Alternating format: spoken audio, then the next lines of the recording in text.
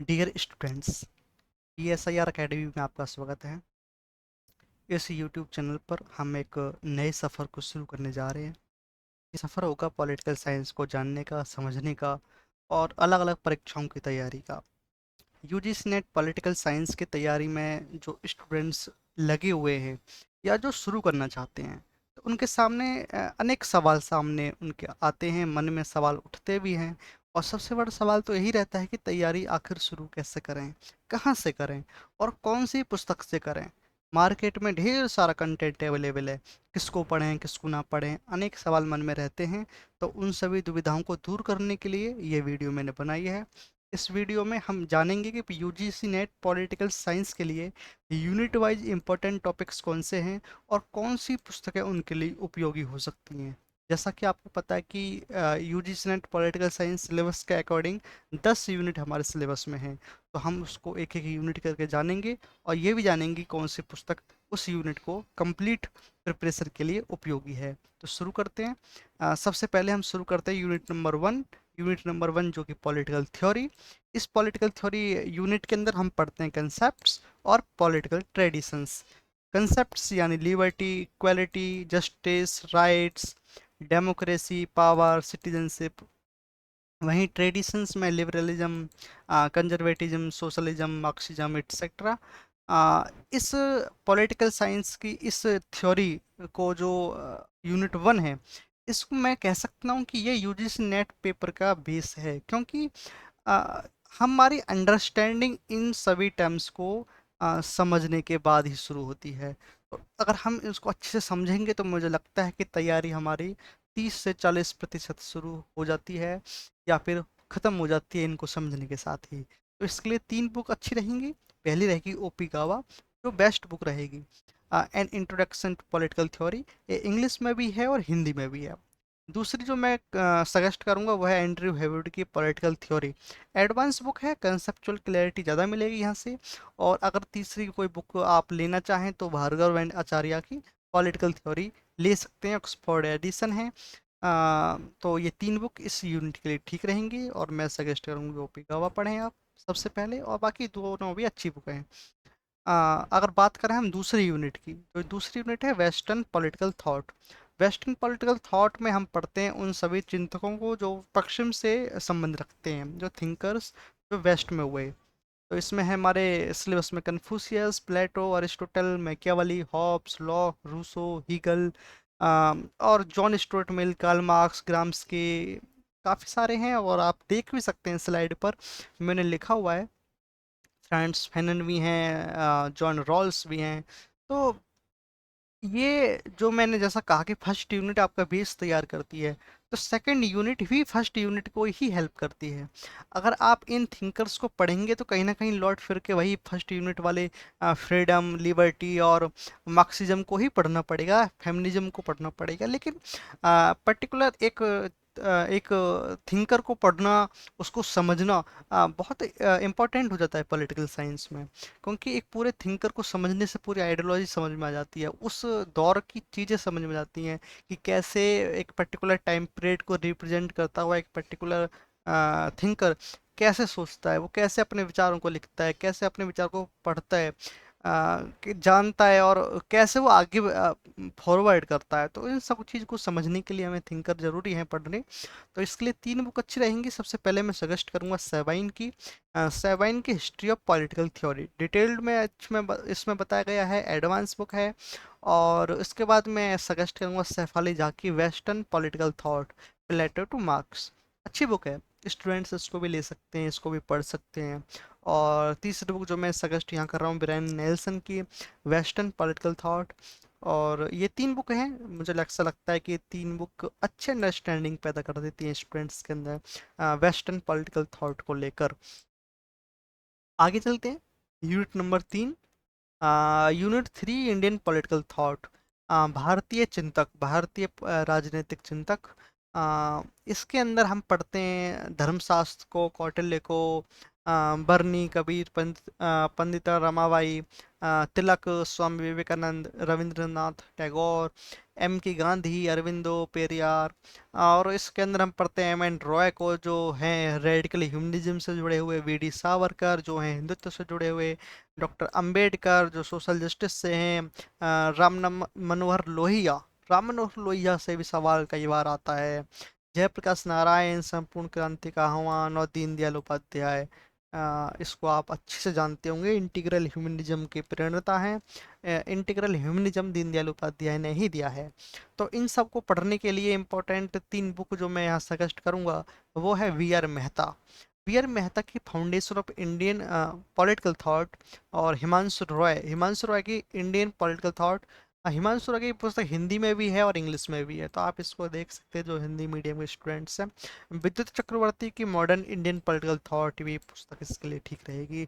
ये 3 बुक्स मैं यहाँ सजेस्ट करूँगा इनको पढ़ने के लिए। अच्छा स्टूडेंट्स, एक बात और, कि इंडियन पॉलिटिकल थॉट को पढ़ने के लिए आप पी वाई क्यू एनालिसिस करें, क्योंकि पी वाई क्यू एनालिसिस से हम ये समझ सकते हैं कि क्वेश्चंस कैसे आ रहे हैं।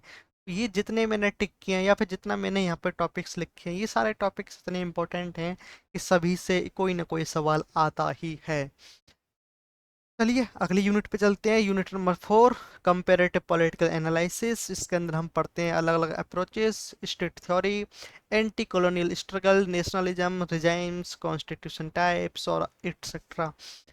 सबसे इम्पोर्टेंट इसके अंदर रहेगा स्टेट थ्योरी। इसके बाद हम जो एंटी कॉलोनियल स्ट्रगल है, एंटी कॉलोनियल स्ट्रगल में किस प्रकार देश आज़ादी के लिए प्रयास करा, भारत ने किया, अलग अलग देशों ने आज़ादी पाई तो किस प्रकार उनका स्ट्रगल रहा, कौन लीडर्स उभर कर आए, कौन सी पॉलिटिकल पार्टी ने कहाँ कितना काम किया।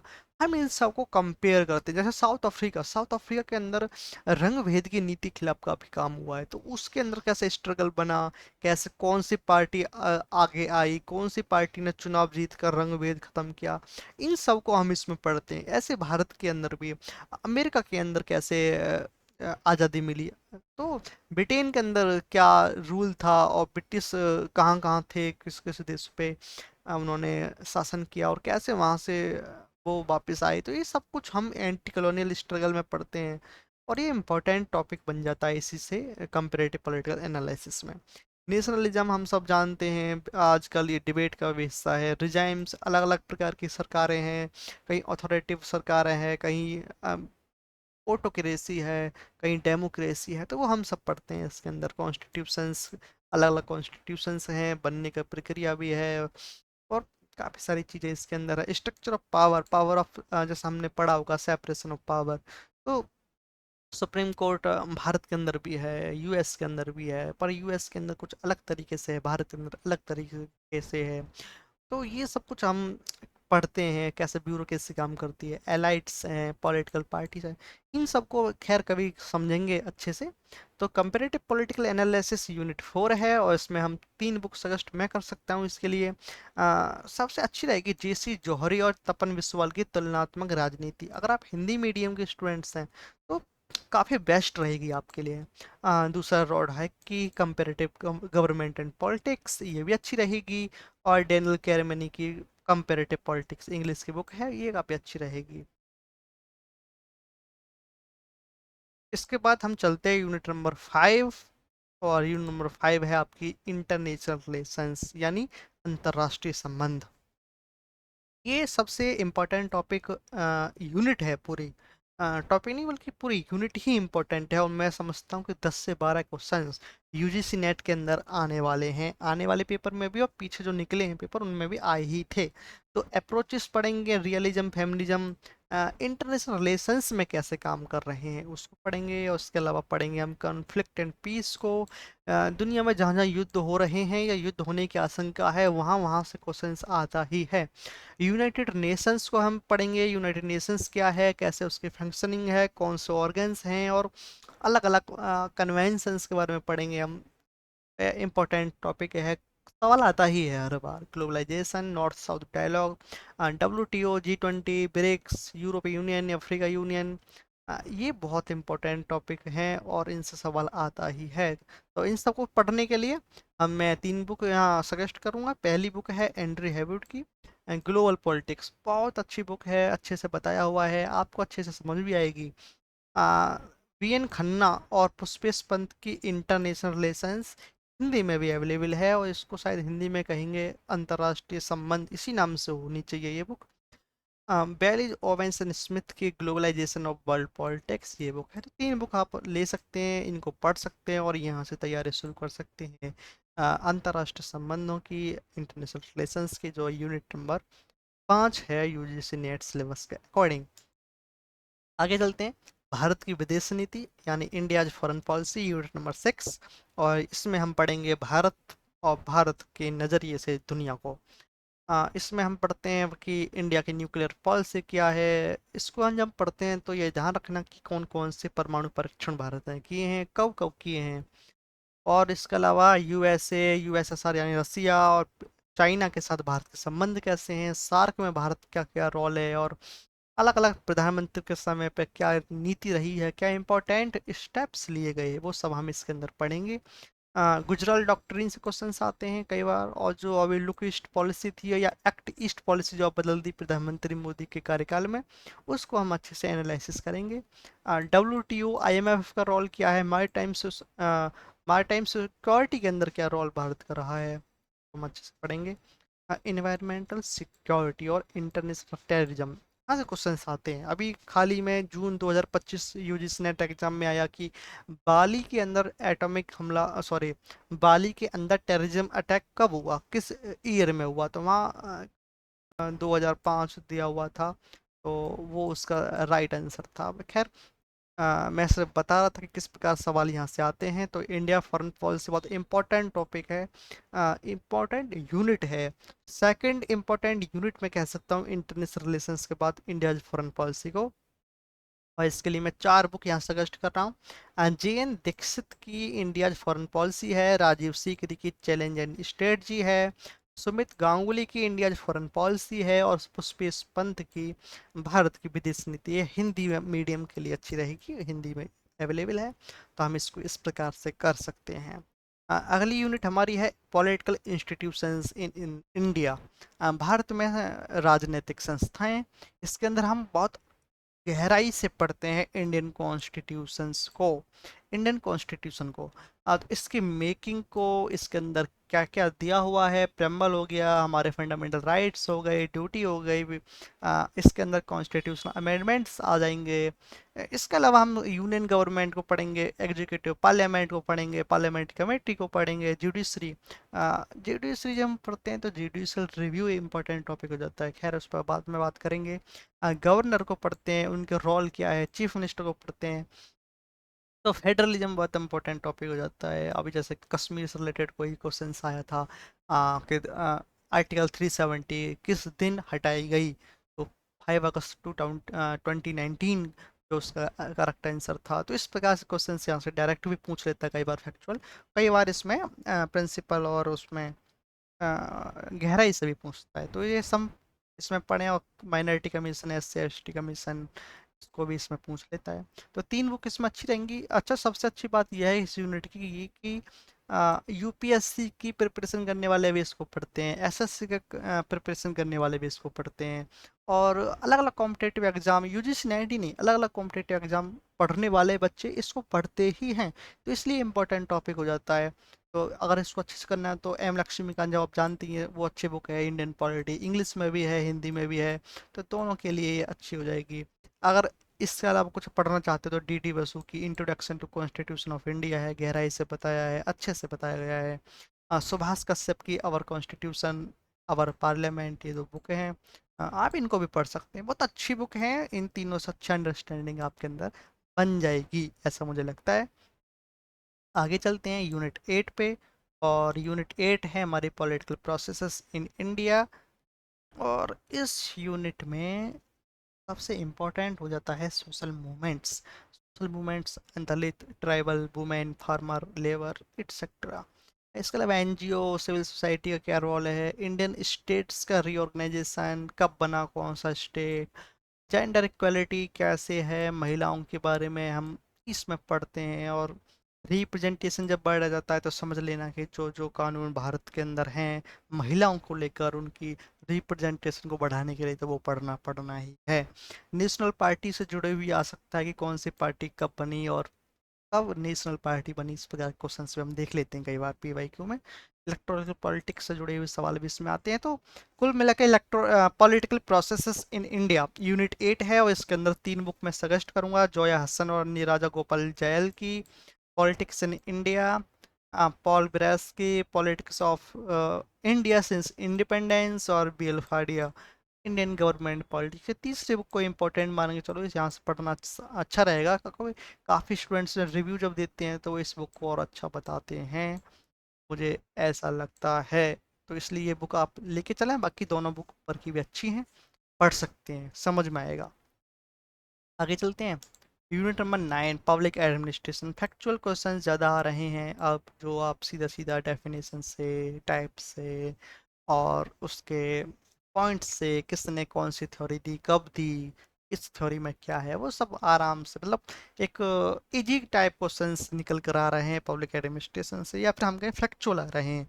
और फैक्चुअल के लिए वही है, लक्ष्मीकांत सबसे अच्छी बुक हो जाती है पब्लिक एडमिनिस्ट्रेशन। इंग्लिश में भी है, हिंदी में भी है, तो कोई समस्या नहीं है, दोनों ही मीडियम के बच्चों के लिए अच्छे से तैयारी कर सकते हैं। इसके अलावा विद्युत चक्रवर्ती और प्रसाद प्रसाद की 2 बुक और हैं, आप इन्हें भी पढ़ सकते हैं। चलिए आगे चलते हैं। हमारी 10वीं यूनिट और सबसे आखिरी यूनिट वो है unit 10 governance and public policy in India.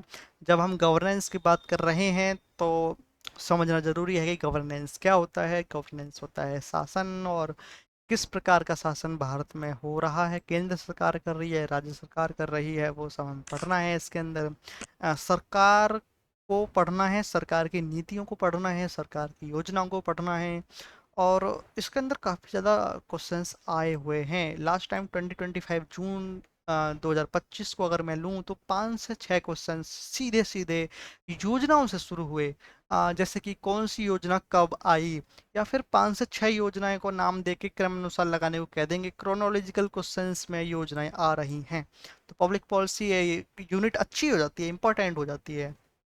इसमें हम पढ़ेंगे RTI protection act, consumer protection act, RTI और लोकायुक्त लोकपाल को, पंचायती राज को, ई गवर्नेंस को, बहुत अच्छा टॉपिक है, आता है क्वेश्चन इससे। नीति आयोग को, कब बना नीति आयोग, इंपॉर्टेंट है, याद कर लेना। बाकी नीति आयोग की फंक्शनिंग तो पूछेंगे ही। Public policy monitoring evolution public policy, तो ये सारी कुछ इंपॉर्टेंट है। इसमें 3 बुक हैं, 3 बुक को पढ़ लोगे तो आप अच्छे समझ में आएगा। लक्ष्मीकांत जैसा आपको नजर आ रहा है गवर्नेंस इन इंडिया, विद्युत चक्रवर्ती पब्लिक पॉलिसी, और अलका धमेजा की पब्लिक पॉलिसी एंड गवर्नेंस। तो आप तो आप इसको पढ़ सकते हैं। इससे 10वीं यूनिट जो है आपकी अच्छी हो जाएगी, अच्छे से प्रिपरेशन हो जाएगी आप। तो गाइज ये थी हमारी 10 यूनिट हमने पढ़ी। आप एक बोनस टिप्स और दूंगा मैं, उसके लिए रुका है थोड़ी सी देर और। पहली यूनिट हमने पढ़ी पॉलिटिकल थ्योरी, जिसमें हमने कंसेप्ट को और ट्रेडिशंस को पढ़ा। इसमें हमने 3 बुक सजेस्ट की। फिर हमने पॉलिटिकल वेस्टर्न पॉलिटिकल थॉट के बारे में पढ़ा। उसके अलावा हमने इंडियन पॉलिटिकल थॉट पढ़ा। फिर comparative political analysis, international relations, India foreign policy, political institutions in India, political processes in India, और public administrations as a 9th unit. और सबसे लास्ट में हमने पढ़ा governance and public policy in India. तो 10 unit थी, 10 के यूनिट के अकॉर्डिंग यूनिट वाइज मैंने बुक भी सजेस्ट की हैं। पढ़िए आप इनको, समझिए। और इसके अलावा अब समय है बोनस टिप्स का। तो बोनस टिप्स में मैं कहूँगा कि अगर स्टूडेंट्स चाहते हैं कि एक ही बुक से सब कुछ हो जाए कवर, क्योंकि काफ़ी ज़्यादा कंटेंट हो जाता है तो कई बार ऊब जाते हैं बच्चे, तो इसलिए राजेश मिश्रा की बुक है कम्प्रहेंसिव स्टडी, हिंदी में शायद समग्र अध्ययन करके इनकी एक पुस्तक आती है। तो हिंदी मीडियम और इंग्लिश मीडियम दोनों के लिए अच्छी रहेगी। इसमें सारी यूनिट दी हुई हैं, अच्छे से एक्सप्लेन किया है, पॉइंट वाइज फैक्चुअल क्वेश्चंस जो बनते हैं उसके लिए बहुत अच्छी बुक ये रह सकती है। तो आप यहाँ से तैयारी कर सकते हैं। तो डियर स्टूडेंट्स, PSIR एकेडमी द्वारा जो ये स्टेप लिया गया कि कैसे पॉलिटिकल साइंस से जुड़े हुए कंपटीशन की तैयारी हम ऑनलाइन घर बैठे फ्री में कर सकें, तो उस सीरीज में मेरी पहली वीडियो ये थी। उसमें हमने जाना unit wise political science UGC net की प्रिपरेशन के टिप्स, यूनिट वाइज बुक्स जो हम पढ़ें और यूजीसी नेट कर सकते हैं। तो आपको आगे और भी वीडियो इस चैनल पे देखने को मिलेंगी। मुझे ऐसा लगता है कि इस वीडियो के माध्यम से आपके कई सारे डाउट क्लियर हुए होंगे। और अगर कुछ डाउट्स आपके रह जाते हैं तो कमेंट सेक्शन आपके लिए खुला हुआ है, आप कभी भी पूछ सकते हैं। इंस्टाग्राम पे भी हमसे कनेक्ट हो सकते हैं। तो आने वाले एग्ज़ाम जो आप करेंगे उसके लिए ऑल द बेस्ट, और मैं आशा करता हूँ कि मैं आपकी समय समय पे हेल्प करता रहूँगा ऐसे ही। और मिलकर आगे बढ़ते हैं, सक्सेस पाते हैं पॉलिटिकल साइंस में। तो थैंक यू एवरीवन। फिर मिलते हैं। Bye bye, Tata.